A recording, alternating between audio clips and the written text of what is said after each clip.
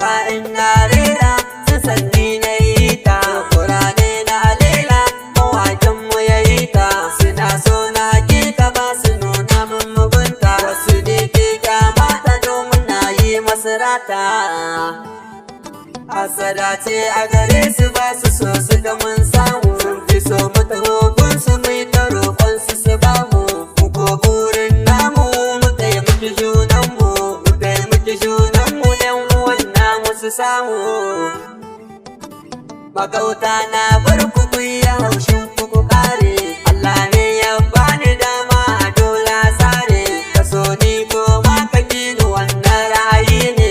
Mutane akwai su da sarai na gane. Abinda kake so ma dan uwanka ka gane. Domin baka da tamkar shi abokin rayuwa ne. Allah ya baka ba wai ka yo fa zugum ne. Ka ba ne nema gare ka fatan ka gane. Da wasu sun ɗauki duniya wajen fa zama ne. Da sun gan Allah ya ba su rigar faro ne. To kusan komai lokaci gare shakan ne.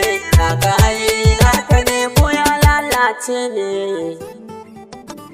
Wani fa baya wa gida sai da yayi wa daji. Zamanin gane yanzu kamar fa kullum hanji. Da jama'a fa mu gane allura ke huje kurji. Ka so mi san ka rayuwa domin ba ta da geji. A ce ma fa ka bada abin daɗi ne gunka. Idan baka kai ba ai ba a nema a gare ka. Allah shi da ya baka ai ya ce ka ba waninka. Ko baka ji baka malamanka ai ka ji ga wani naka. Zokora Alela godiya